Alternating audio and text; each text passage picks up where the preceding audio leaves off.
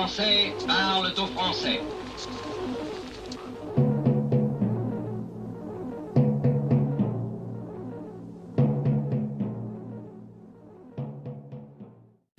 Bonjour à tous chers abonnés, ravi de vous retrouver. Effectivement, je suis pris beaucoup de retard sur mes vidéos.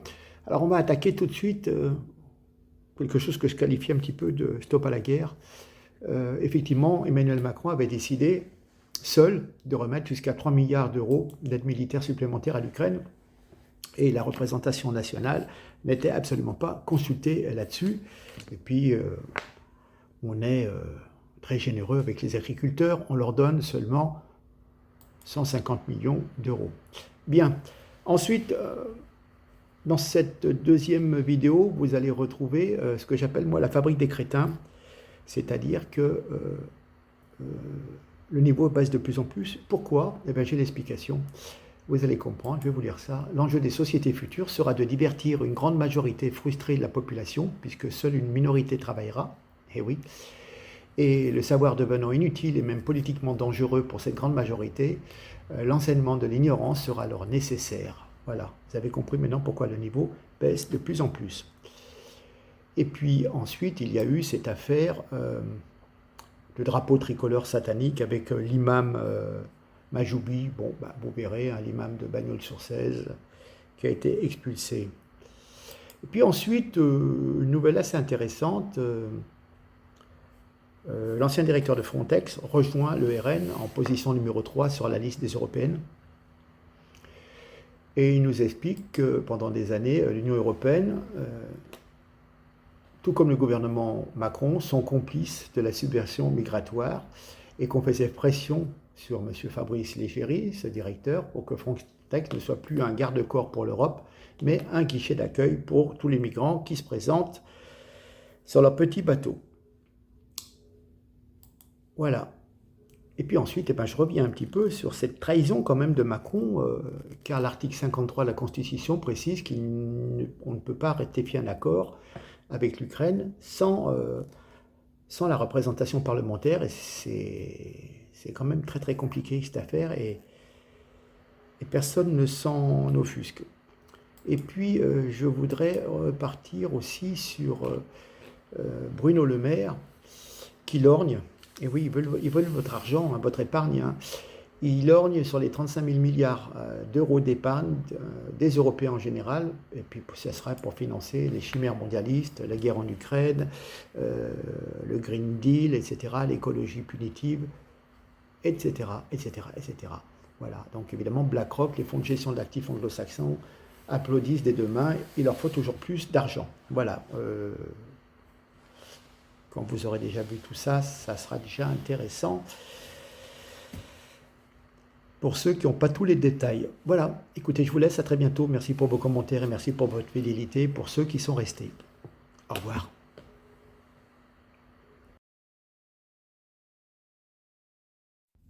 Bonjour à tous, bonjour TikTok. Le gouvernement français a annoncé un soutien militaire supplémentaire à l'Ukraine. Ce soutien pouvant atteindre jusqu'à 3 milliards d'euros. Ouais, cet engagement montre l'intention de la France de renforcer son soutien à l'Ukraine dans sa crise avec la Russie voisine. Qui a voté ça? C'est quand qu'on s'occupe des Français? Hôpitaux français, écoles françaises, économie française, agriculture française. Il y a des gens qui meurent à l'hôpital du manque de prise en charge, du manque de personnel. Il y a des étudiants qui ne mangent pas leur faim dans ce pays. Il y a des agriculteurs qui sont en faillite. Il y a 10 millions de pauvres qui n'en peuvent plus, qui ont du mal à boucler les fins de mois, quand il y a des fins de mois. Au total, je crois, je lis à l'instant, 265,1 milliards d'euros ont été promis à l'Ukraine depuis février 2022. 141 milliards d'aides financières, 107 milliards et des poussières d'aides militaires, 16 milliards d'aides humanitaires. Voilà. Et donc Zelensky était à Berlin, puis à Paris pour signer 2 accords de sécurité. Voilà. Mais, l'article 53 de la Constitution française impose que les accords de sécurité internationaux soient ratifiés par l'Assemblée nationale. Et alors, quid? Que dalle. Macron en fait à son aise et nous engage sur une pente très très glissante, au détriment bien entendu de tous les citoyens français pour qui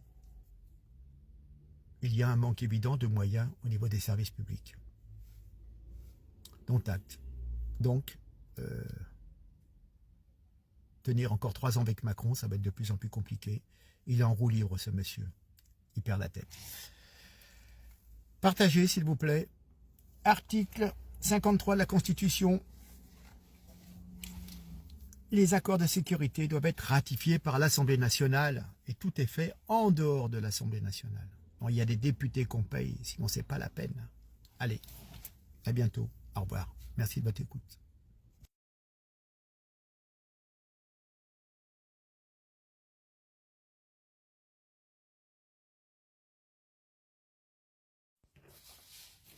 Bonjour à tous, bonjour TikTok. Bon, ben c'est confirmé. Madame Belloubet, nouveau ministre de l'Éducation nationale, a parlé. Il n'y aura pas de classe en fonction du niveau des élèves. Hein. L'enseignement de l'ignorance va continuer. Il est bon de rappeler, 44% des élèves de 6e ne maîtrisent ni le lire, ni l'écriture.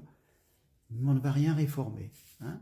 Donc, avec Madame Belloubet, c'est le retour de Nadjet Belkacem, de Papa Ndiaye. Voilà. Hein. Il n'y aura pas de sélection. Les bons élèves seront, comment dire, les premières victimes de ce nivellement par le bas. Madame Belloubet, c'est la synthèse de tout ce qui ne marche pas depuis 40 ans. C'est le retour de pas de bague.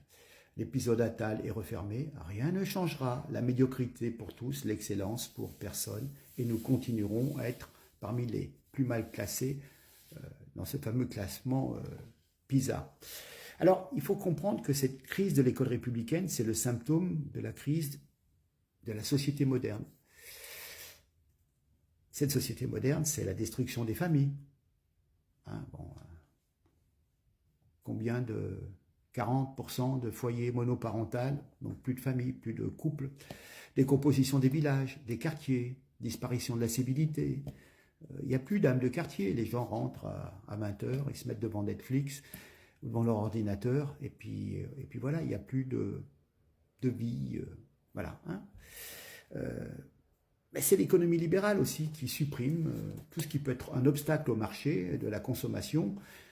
La religion disparaît, le droit, la coutume, tout ce qui était un petit peu traditionnel. Et puis donc, on met en avant cet individu rationnel, égoïste, calculateur, qui s'enferme chez lui devant son écran. Alors il y avait un livre, c'est pour ça que j'ai gardé ce titre de l'enseignement de l'ignorance, c'était un monsieur Jean-Claude Michéa, je crois en 99, qui dit,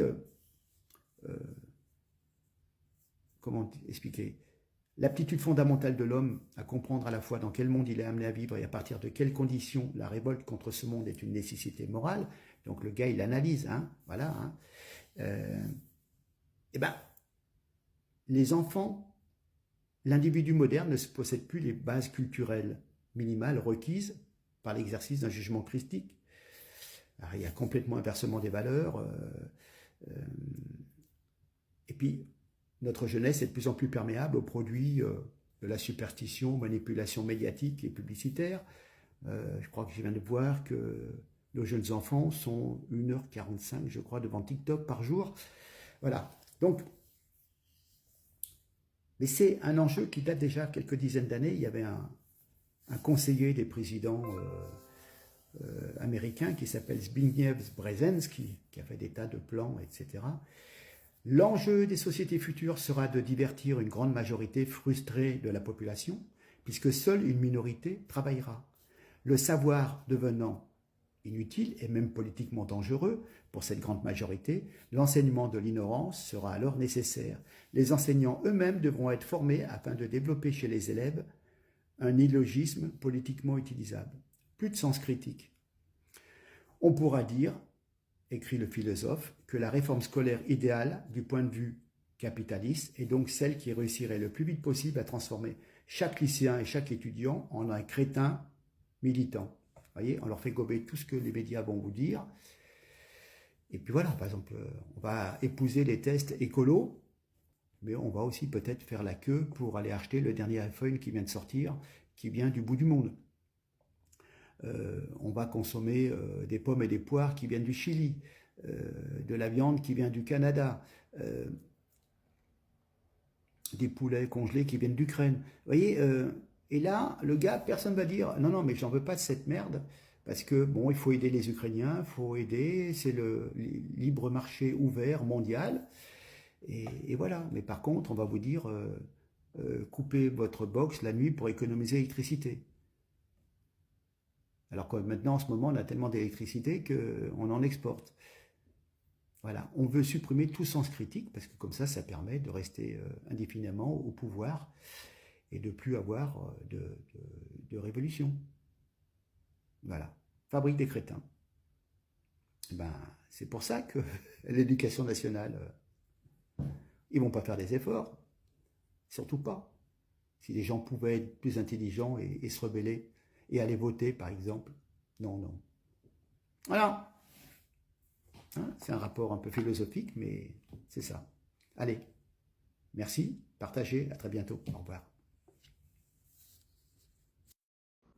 Bonjour à tous, bonjour TikTok. On va parler de ce fameux imam, Majoub Majoubi, imam de la commune de Bagnols-sur-Cèze. Voilà, alors le ministre de l'Intérieur a demandé l'annulation de son titre de séjour, car il y a eu un extrait de vidéo avec une large diffusion, bien entendu, et qui a suscité l'attention, l'inquiétude des services de l'État. Hein.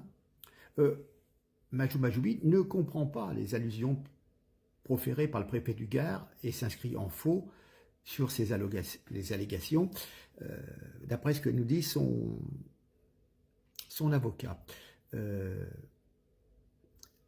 L'excuse, c'est de dire « je ne parlais en aucun cas du drapeau français ». Oui. Je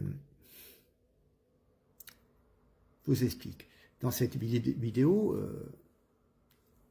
le drapeau tricolore est nommé drapeau satanique, qui n'a aucune valeur auprès d'Allah. Et donc, évidemment, le préfet a affirmé que dans ces cas précis, c'était une espèce d'appel à la haine. Hein. On est sur des contenus qui remettent fondamentalement en cause nos valeurs et tombent sous le coup de la loi. Mais ce qu'il faut savoir, c'est pas seulement cette vidéo. Disons qu'il semblerait que dans les précédents prêches, depuis quelques mois, c'était un petit peu surveillé, qu'il y aurait eu des propos contre Israël, contre les compatriotes juifs, etc., etc. Voilà, bon. Donc il y a une enquête préliminaire pour apologie du terrorisme et incitation à la haine. Alors j'ai vu sur certains commentaires que, d'après des personnes musulmanes, nous expliquaient qu'ils parlaient des drapeaux, mais des drapeaux d'Afrique, qui sont tricolores. Alors effectivement, le drapeau algérien est de 3 couleurs. Le drapeau marocain n'a que 2 couleurs, alors je ne sais pas trop, il semblerait qu'il parlait de la Coupe d'Europe, la Coupe d'Afrique des Nations en foot. Et effectivement, ben, les supporters, entre guillemets, musulmans, africains, nord-africains, etc., ben, se disputent, se chamaillent, éventuellement se font un peu la guerre en supportant leur équipe. Voilà ce que disent certaines personnes des milieux musulmans qui auraient vu le prêche en entier. Voilà. Mais quand on parle d'un drapeau satanique tricolore et qu'on est en train de parler en France, c'est un petit peu délicat et bon, donc c'est un petit peu une odeur de soufre. Je vous laisse avec cet extrait, donc, où il parle des drapeaux sataniques. Et puis, ce matin, Linda Kebab, policière, nous disait que c'est impossible de l'expulser, car à cause de la Cour européenne des droits de l'homme, ou de justice, je ne sais plus, il a des enfants mineurs, donc il faut qu'il reste auprès de ses enfants. Contact. Je vous laisse regarder, et puis faites-vous votre opinion. A plus, au revoir. Toutes les gouvernances vont chuter, c'est fini, alhamdoulilah. On n'aura plus tous ces drapeaux tricolores qui nous gangrènent, qui nous font mal à la tête, qui n'ont aucune valeur auprès d'Allah. La seule valeur qu'ils ont, c'est une valeur satanique. Vous voyez tous ces drapeaux qu'on a là, qu'on lève là dans les matchs, et on crie, on tape le musulman sur ta tête, et on l'insulte de tous les noms, c'est drapeaux sataniques, qui ne valent rien d'Allah. Ce qu'ils les ont imposés, c'est tout simplement pour qu'on se déteste. Que la haine, elle soit créée dans nos cœurs. Pour qu'on ne s'aime pas. Pour qu'on mette les drapeaux devant la valeur de la ilaha illallah. La ilaha illallah, elle est derrière. Ces slogans, ils sont devant, malheureusement. Eh bien, tout cela n'aura plus qu'une valeur. Les heures qui ont suivi le tweet de M. Darmanin, le parquet de Nîmes a décidé d'ouvrir une enquête pour apologie du terrorisme. Donc on verra ce que ça donnera. Je vais être très factuelle, Madame Mabrouk, il ne pourra pas être expulsé. Parce qu'à la différence de l'affaire avec M. Iquissen, en effet, au début, une autorité judiciaire administrative avait dit qu'il n'était pas expulsable parce que ça contrevenait à l'article 8 de la Cour européenne des droits de l'homme, la Convention européenne des droits de l'homme, à savoir le droit à une vie de famille. Sauf que derrière, une autre autorité a cassé en disant que ces enfants étaient tous majeurs et donc ils n'avaient pas besoin de leur père. Je vulgarise. Là, dans ce cas-là, ce monsieur a des enfants mineurs. Donc il ne sera pas expulsé.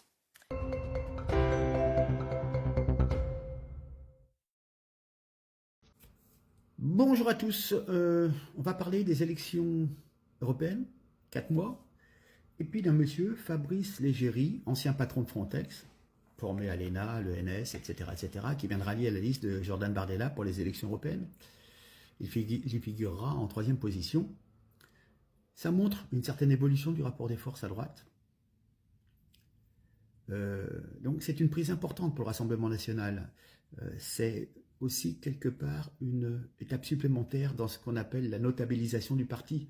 Le RN, en récupérant ce monsieur, démontre qu'il peut attirer un haut fonctionnaire issu des plus grandes écoles, qui a acquis une véritable expertise suffisamment reconnue au plan national et européen, puisqu'il était patron de Frontex jusqu'en 2022. Donc, on s'aperçoit que maintenant, il y a des poids lourds de la fonction publique qui sont attirés par le Rassemblement national. Ce monsieur, Fabrice Leggeri, n'est ni un militant ni un idéologue. C'est un homme qui a une véritable expérience professionnelle de l'immigration, du contrôle des frontières européennes. Donc ça montre un petit peu la puissance d'attraction et que ces hauts fonctionnaires ne sont plus attirés par les LR. D'ailleurs, les LR ont souvent cherché pendant longtemps à se rapprocher de ce monsieur et l'avoir sur une liste. Et puis du coup, non. Les LR, la droite traditionnelle, n'intéresse plus personne. Et c'est peut-être la droite nationaliste, patriote, qui est le Rassemblement national, qui a attiré ce haut fonctionnaire. Voilà, donc c'est vrai qu'il y a un effacement. Le LR aura du mal à dépasser les 10%. Le RN sera peut-être à 30, voire plus. La messe semble déjà dite. Peut-être que le prochain parti au pouvoir sera le Rassemblement national. Voilà. Et puis il y avait un différend donc, entre M. Fabrice Leggeri et la commissaire Johansson, plus précisément sur le traitement réservé aux migrants pour M. Leggeri. Et je vous mettrai à la suite une vidéo qui vous explique un peu ce qu'il pensait. Pour lui, il fallait respecter les frontières extérieures de l'Union européenne et donc lutter contre les franchissements irréguliers de ces frontières européennes. La commissaire, elle, insistait sur l'autre mandat de l'agence Frontex, le respect des droits fondamentaux des demandeurs d'asile. Et il semblerait qu'il y ait eu des refoulements illégaux des autorités, que Frontex était complice des refoulements illégaux des autorités grecques. Évidemment, les Grecs sont tellement submergés qu'ils ne vont pas se gêner sur les droits fondamentaux des demandeurs d'asile, puisque une fois qu'ils sont rentrés, on ne peut plus les faire repartir, la famille, les enfants, les mariages, etc. etc. Voilà, donc, mais il n'y a rien été de retenu officiellement contre M. Fabrice Leggeri. Voilà. Donc, ce qu'ils veulent nous dire précisément, c'est que pendant des années, l'Union européenne a été complice de la submersion migratoire, tout comme le gouvernement d'Emmanuel Macron. Et donc, on a fait pression sur lui pour que, comment dire, il a une expression qui est pas mal, pour que Frontex ne soit plus un garde-corps pour empêcher les gens de rentrer, mais plutôt un guichet d'accueil pour plus de migrants. D'ailleurs, j'avais noté quelque chose de très intéressant. J'ai retrouvé, il y a une dame qui s'appelle Ylva Johansson, commissaire européenne aux affaires intérieures, qui nous expliquait « L'Europe a besoin de la migration, les migrants sont une valeur ajoutée pour nos sociétés et nos entreprises ». Bien entendu, donc c'était complètement à l'opposé de ce que nous expliquait Monsieur Leggeri. Et donc, il nous explique qu'après avoir quitté ses fonctions à Frontex, en avril 2022, il a réalisé qu'il devait s'engager politiquement pour défendre ses convictions et agir pour l'intérêt de la France. Voilà, je vous mettrai 2 petites vignettes et ensuite je vous mettrai la vidéo de ce monsieur qui explique un petit peu. Après, vous faites votre opinion. Voilà, moi j'ai fait mon boulot de vous informer, de montrer un petit peu plus dans les détails. Voilà. Très bientôt. Merci. Partagez s'il vous plaît.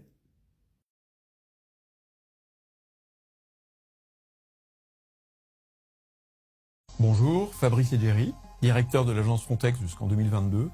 Frontex, c'est l'agence européenne de garde-frontières et de garde-côtes. En principe, elle aide les États à contrôler les frontières contre l'immigration illégale, contre la criminalité internationale, et elle aide les États à expulser les migrants illégaux.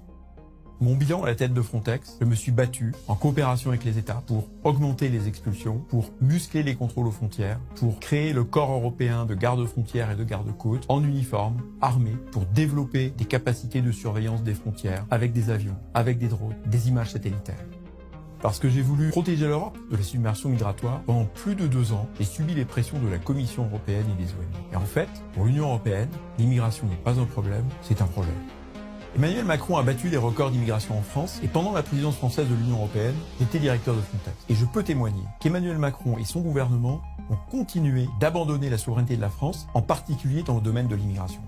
La Commission, avec son pacte Asile et Migration, veut imposer à Frontex d'être le taxi de l'immigration clandestine. Et une fois que les migrants clandestins sont en Europe, la Commission veut imposer aux États d'accepter les migrants. Et si un État refuse un migrant, il doit payer 20 000 € par migrant refusé. Tout cela avec l'argent du contribuable. L'Union européenne prétend contrôler l'immigration illégale, mais malheureusement, la Commission européenne a transformé Frontex en super ONG d'accueil des migrants. La Commission européenne nous fait croire qu'il n'est pas possible de contrôler les frontières. Or, c'est faux, et je peux vous expliquer pourquoi. Il est possible de lutter contre l'immigration de masse, mais encore faut-il le vouloir. Premièrement, contrôler les frontières européennes avec l'aide de Frontex dans le cadre d'une coopération avec les autres États. Ensuite, réformer l'espace Schengen pour savoir qui vient en France. Et enfin, organiser en France un référendum pour reprendre le contrôle de notre politique migratoire. J'ai décidé de m'engager avec Jordan Bardella et Marine Le Pen pour sauver l'Europe de l'immigration. Le 9 juin, un seul tour, un seul vote utile. Contre l'Europe de Macron, votez pour la liste de Jordan Bardella.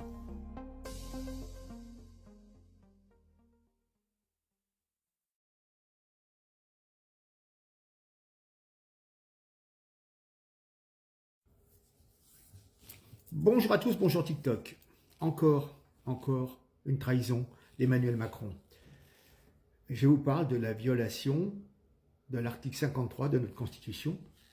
Emmanuel Macron, théoriquement, est le garant de cette Constitution. Je vais parler de l'accord militaire qui engage la France pour 3 milliards. Ce n'est qu'un début.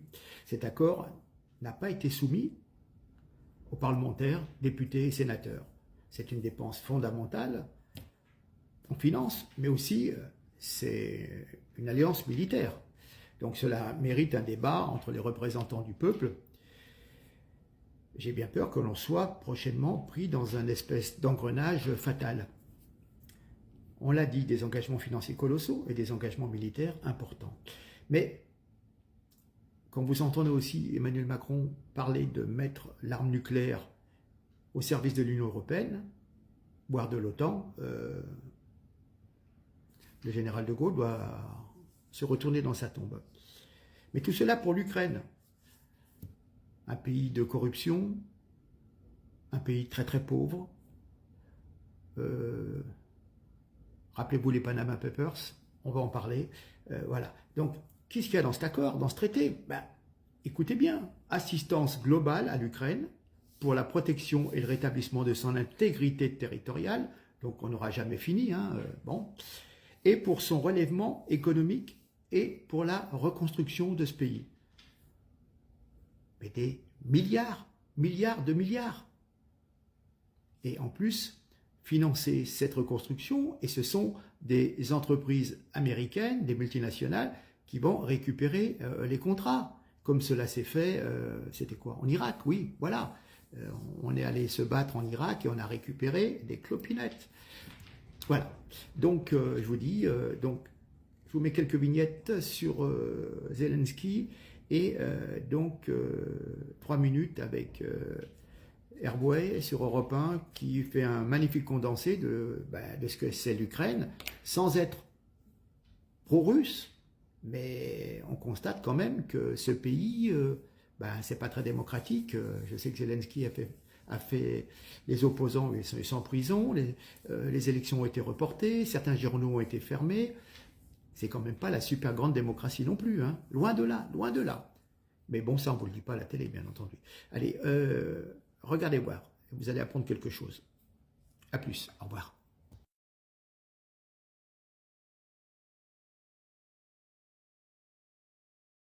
L'Ukraine, avec sa richesse inouïe, ses plaines céréalières, son sous-sol qui est gorgé, etc., de toutes sortes de minerais, l'Ukraine fait partie des 4 pays les plus pauvres, où le revenu est le plus bas. Pourquoi? Parce que c'est un pays abominablement corrompu. Ah oui. Abominablement corrompu. Monsieur Zelensky s'est fait élire en étant le champion de la lutte contre la corruption.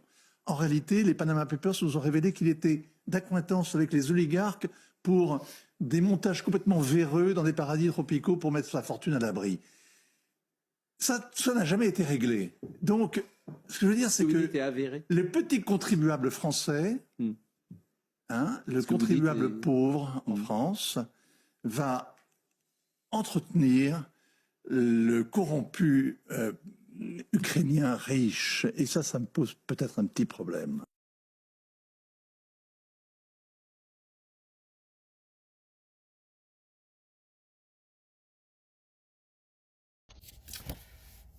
J'ai vu un tweet et une vidéo de Bruno Le Maire, très courte, donc on pourra l'écouter.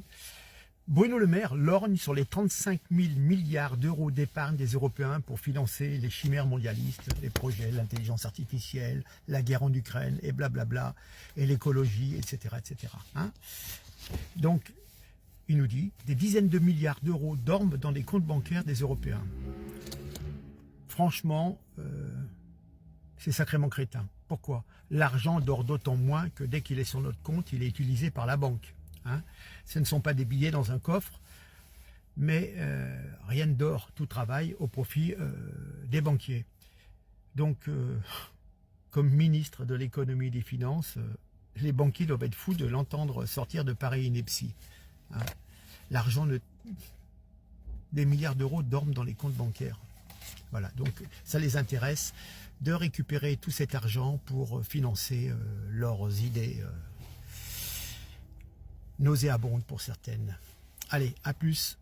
Et regardez cette vidéo, il y en a pour 1 minute, hein, mais vous allez comprendre où ils en veulent à votre épargne. Un jour, ils vous la confisqueront, certainement. Allez, à plus. Bonjour à toutes et à tous. Je suis au Conseil des ministres des Finances à Gand, en Belgique, et je viens de pousser un coup de gueule parce que l'Union des marchés de capitaux n'avance pas. L'Union des marchés des capitaux, c'est quoi? C'est la possibilité de mobiliser toute l'épargne des Européens, 35 000 milliards d'euros, pour financer la transition climatique, financer notre effort de défense et financer les investissements dans l'intelligence artificielle. Comme les choses n'avancent pas à 27, j'ai proposé que nous avancions sur une base volontaire avec un petit nombre d'États membres pour proposer un produit d'épargne européen dans les mois qui viennent, pour proposer une supervision européenne des marchés de capitaux pour s'assurer que la régulation fonctionne bien et pour lever par conséquent plusieurs dizaines de milliards d'euros pour financer notre croissance et notre prospérité. L'Europe ne peut pas s'affaiblir économiquement comme elle le fait depuis maintenant plusieurs mois parce qu'elle n'a pas les réserves financières suffisantes. L'Europe ne peut pas rater le tournant climatique parce qu'elle n'a pas les réserves financières suffisantes. L'Europe ne peut pas manquer le tournant de l'intelligence artificielle parce qu'elle n'est pas capable de se mettre d'accord sur cette union des marchés de capitaux et de faire travailler l'épargne des Européens. 35 000 milliards d'euros qui dorment aujourd'hui sur les comptes bancaires européens au lieu de faire la prospérité de l'Europe de demain, au lieu de financer l'intelligence artificielle, au lieu de financer la transition climatique, ça n'est plus possible. C'est le sens de mon coup de gueule ce matin à Gand.